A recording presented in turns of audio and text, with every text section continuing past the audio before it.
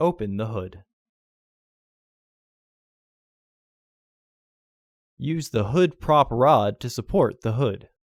The air filter is located here. Disengage the fasteners.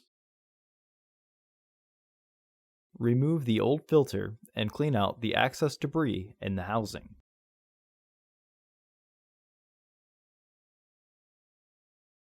Insert your new filter into the housing.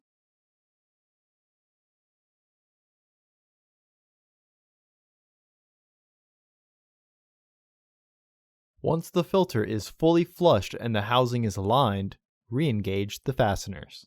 Remove the hood prop rod and close the hood.